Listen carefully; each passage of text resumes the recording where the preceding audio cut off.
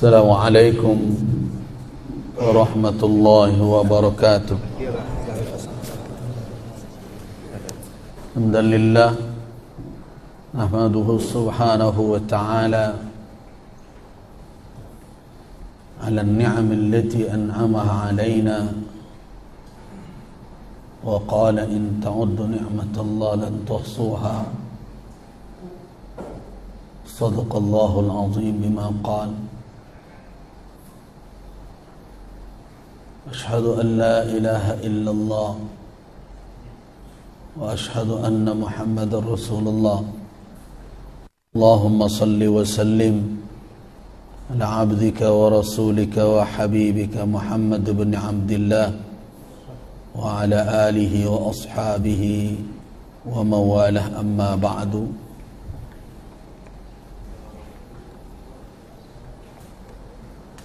Pimpinan Majelis Ulama Pak Wabub ya. Selamat datang Pak Wabub.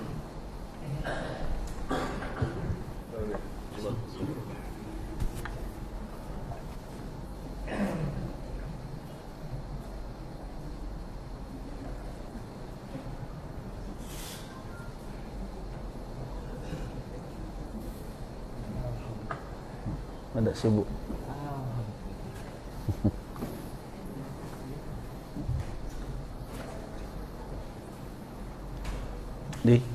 Kami lanjut. Selamat datang pada Pak Wakil Bupati.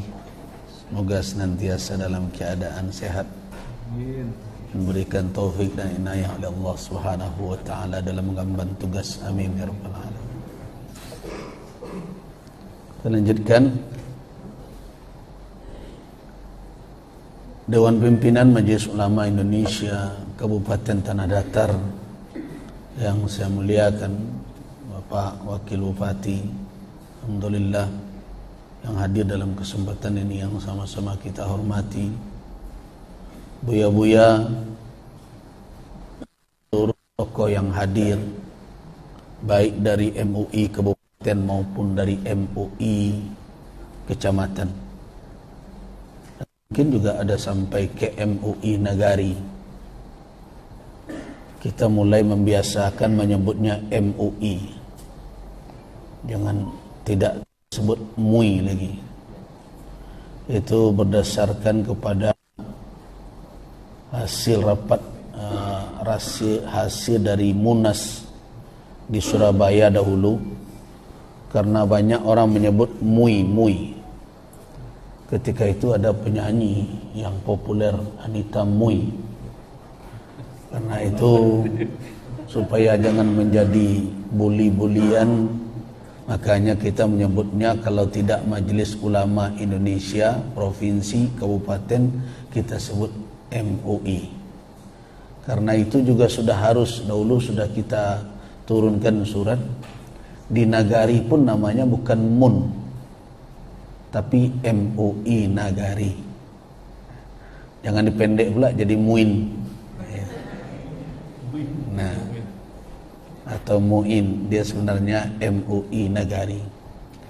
Dan untuk MUI Nagari ini kita termasuk yang bersikukuh tetap harus ada.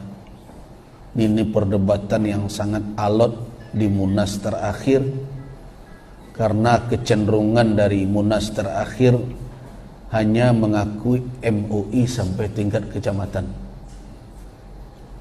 Orang lain setuju kecuali Sumatera Barat 1. Ya, walaupun kita akan dituduh macam-macam, ya tetap saja saya bertahan. Saya tidak setuju klausul yang membolehkan sampai tingkat desa atau negara itu dihapus. Karena untuk wilayah Sumatera Barat, sebelum ada Majelis Ulama Indonesia ini, lembaga keulamaan itu telah ada di tingkat negari, yang kita kenal dengan orang Jini Nanampe, yaitu mulai dari Qadi, Imam, Khatib, Bilal Nagari, yang mengurus dan bermarkas di Masjid Raya Nagari atau Surau Gadang Nagari. Nah, karena itu keberadaan Majelis Ulama Indonesia Nagari merupakan kelanjutan dari perjuangan para tokoh-tokoh ulama kita terdahulu. Karena itu di dalam rapat kerja daerah di Bukit Tinggi di Hotel Dimen kita putuskan bahwa Majelis Ulama Indonesia Nagari dibentuk oleh Majelis Ulama Indonesia Kecamatan. Kalau belum ada MUI kecamatannya, Adonan Kancang Gadang Nagari, maka kita izinkan MUI kabupaten untuk melantiknya, gitu. Dan unsurnya telah ada. Unsur utamanya bukan ketuanya, ketuanya terserahlah nanti. Unsur utamanya adalah harus masuk orang jini nan ampe, bukan rampe jini. Kalau rampe jini kan pengulu manti malin dubalang, tapi orang jini nan ampe menjadi anggota unsur dari Majelis Ulama Indonesia Nagari, ditambah dengan ulama-ulama yang memang berkiprah di negari tersebut.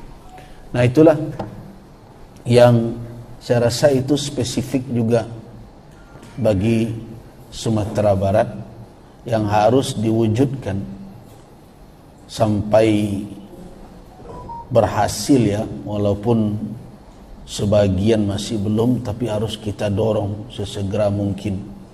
Dengan itu jaringan koordinasi Majelis Ulama akan sampai ke bawah, ke masyarakat, kepada umat di tingkat level terendah pemerintahan, yaitu negari. Itu kira-kira. Pak Wakilnya ada tamu minta isu sebentar. Oh iya, baik. Pak Wabub tampaknya beliau sibuk, tapi beliau tadi saya tanya sibuk. Enggak. Oh. Enggak lama. Ada tamu enggak Pak? Ada. Ambo jam 10, ambo nantian sampai jam 10. Baik. Tiba baru mau berangkat. Baik. Baik. Jadi. Baik. Kita harus memaklumi kesibukan pemimpin kita. Baik, kita lanjutkan. Nah, saya sengaja tidak mengulangkan kepada Buya-Buya. Ada rumus 1397 namanya, terkait dengan apa organisasi Majelis Ulama, apa visi dan misinya. Jadi dalam wawasan Majelis Ulama itu yang kita rumuskan, saya ikut waktu itu merumuskan tahun 2015 ya, kita sempurnakan. Kemarin 2020 tidak disentuh. Nah, 1 visi, 3 misi, 9 orientasi, 7 peran. Nah, saya rasa itu saya bagikan saja lah nanti. Saya sudah kirim ke Ustaz Yasin itu, wawasan MUI Ustaz Yasin. Jadi jangan orang heboh juga ketika kemudian MUI harus berbicara tentang kemungkaran dan harus bukan keras ya, harus tegas dalam menyikapi yang mungkar. Karena itu adalah misi. 3 misi itu, yang keduanya bunyinya adalah beramar ma'ruf nahi munkar itu. Nah, jadi 1 intinya adalah ingin kita hidup dalam baldatun thayyibatun wa rabbun ghafur. Itu adalah visi. Misi ada, yang pertama tentu adalah lakukan koordinasi, kemudian amar ma'ruf nahi munkar, dan yang ketiga adalah tentu adalah syura dalam rangka berukhuwah. Nah, saya karena kita hadir sekarang ini dari berbagai elemen, saya rasa pembicaraan saya akan lebih pas kalau saya arahkan ke misi yang ketiga, yaitu perkara ukhuwah Islamiyah. Kenapa ini? Karena ini yang sedang dalam kondisi rentan dirusak saat ini. Jadi kalau kita coba menginventarisir permasalahan umat banyak. Kalau kita bagi-bagi bidangnya, kemudian kita bagi-bagi wilayahnya, bidangnya kita bagi. Masalah apa? Mulai masalah keberagamaan. Dalam bidang apa? Akidah kah? Ibadah kah? Muamalah kah? Itu kan orang punya style masing-masing membaginya, tergantung pendekatannya.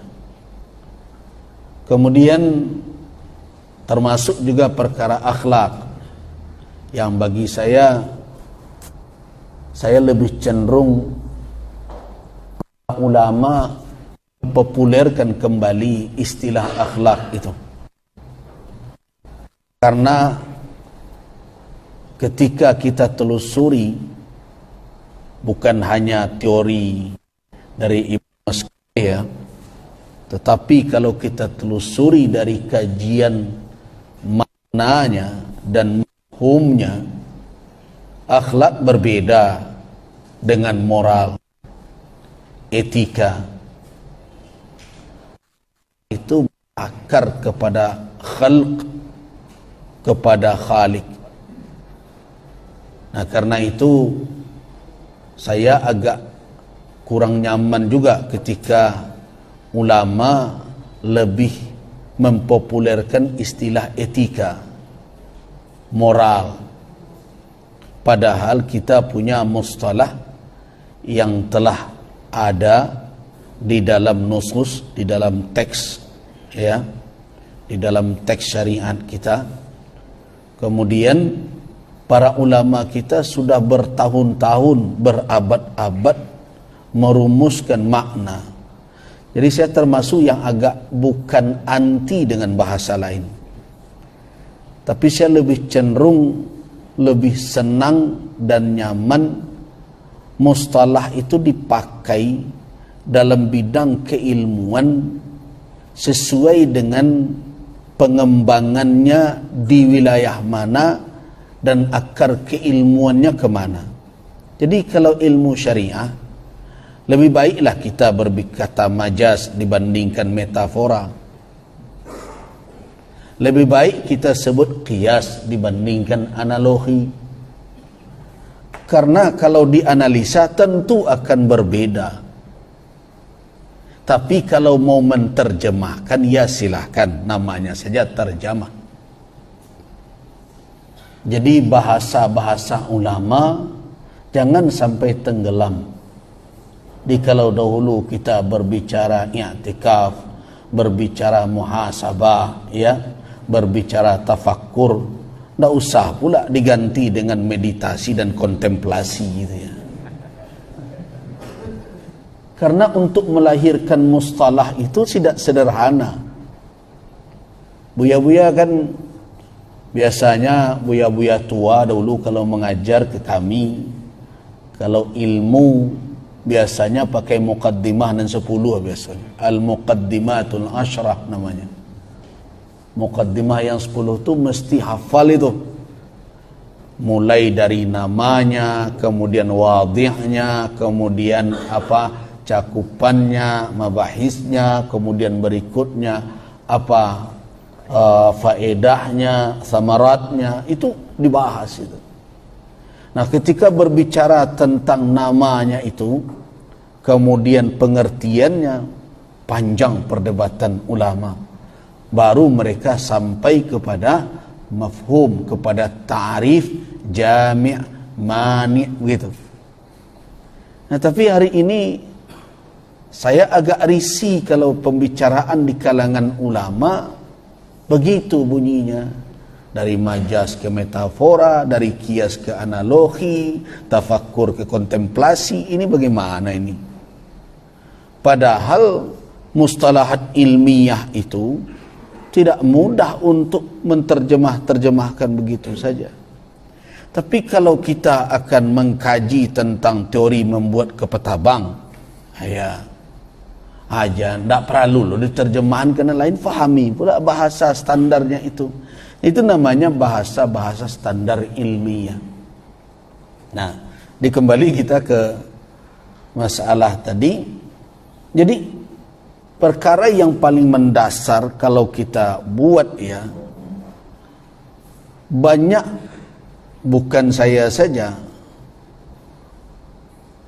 agama yang diturunkan oleh Allah Subhanahu wa ta'ala ini bukan agama untuk personal.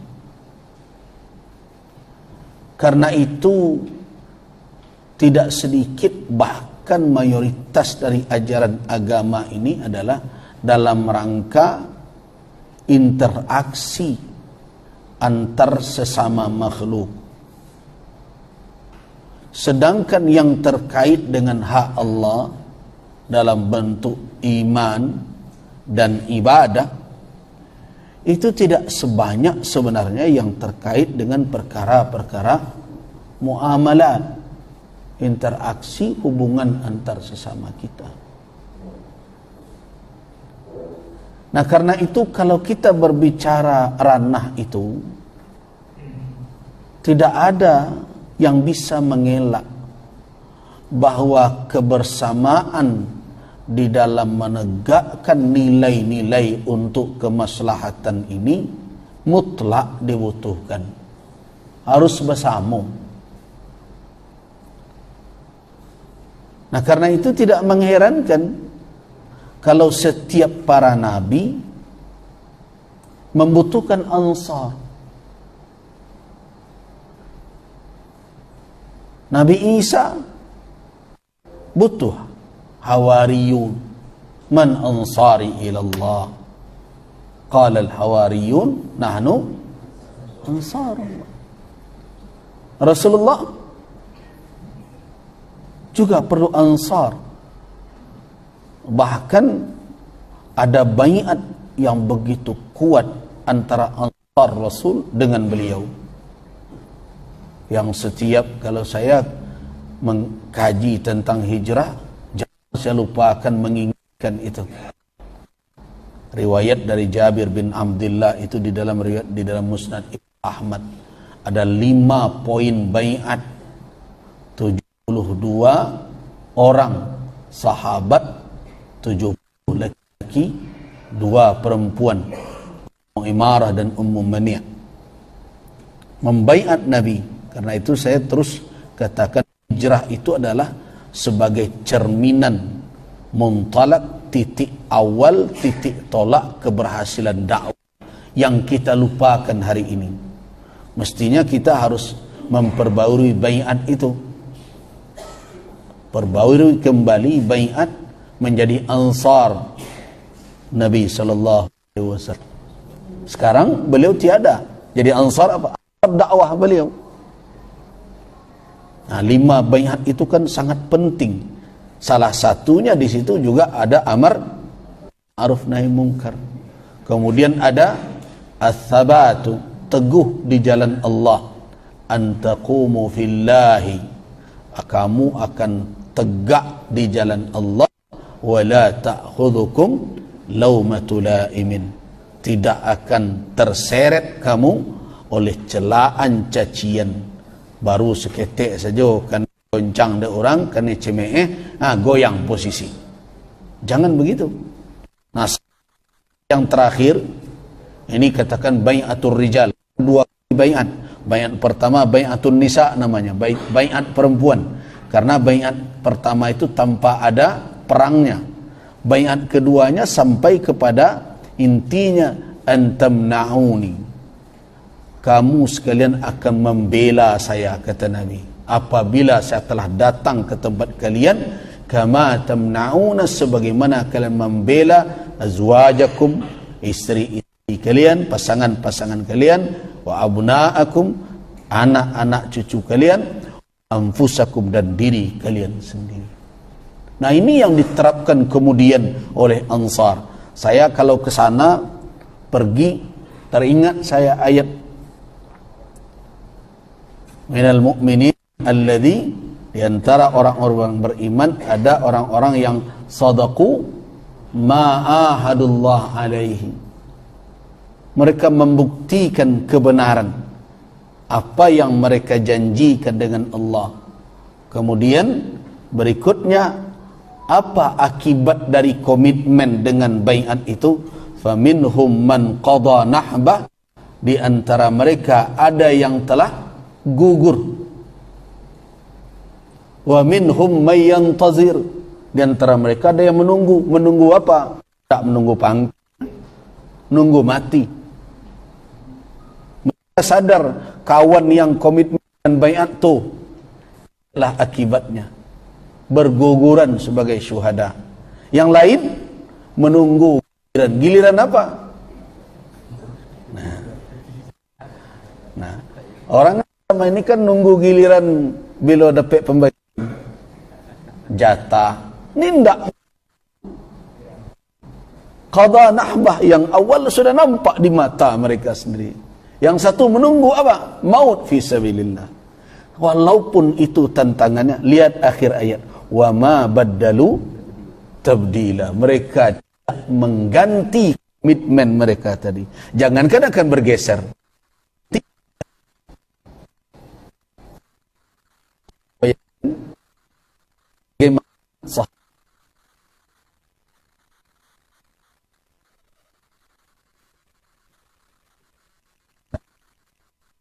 Pasukan pemanah dari Jabal Ainain, apa yang terjadi? Jabal Ainain sekarang berumat turun dari situ, kocar, ada keliling. Nah, yang adalah kisah di dahulu ditemukan dalam berbagai kitab Ghazawat Nabi. 9 orang sahabat sekitar Nabi, cuma 9 lagi, yang lain sudah terpencar-pencar. 7 orang dari Ansar, 2 Muhajirin. Saya ingat betul Talha dengan Sa'ad bin Abi Waqqas. Apa kata yang 7 orang ini? Ya Nabi, kalian berdua, wahai saudaraku Muhajirin, sama biar kami yang menghadapi gelombang serangan Quraisy itu. Ini semua menunjukkan 1 orang digugur. Nah, dan tahu buya-buya Ummu Imarah yang perempuan itu, berapa pedang patah di tangannya dan berapa luka-luka di tubuhnya. Wanita. Nah, komitmen itulah yang mesti kita bangun. Nah, tapi komitmen itu tegak di atas apa? Di atas kebersamaan. Nah, inilah yang sekarang terancam di tengah umat Islam. Ukhuwah. Nah, ukhuwah yang rapuh hari ini. Padahal kalau kita lihat langkah pertama Nabi sallallahu alaihi wasallam ketika membangun masyarakat Madinah, saya sering mendengar istilah Madani. Biasanya kalau mulai kampanye kan buat istilah itu tuh. Nah, saya pernah bertanya atau ke beberapa orang, ini Madani ini maknanya merujuk ke Madinah Nabi atau merujuk ke makna lughawi? Sebab kalau dari sisi kajian ilmu sosial, masyarakat ini dibagi kepada 2 kelompok. Ada yang tinggal di kota dengan sistem kehidupan yang tertata untuk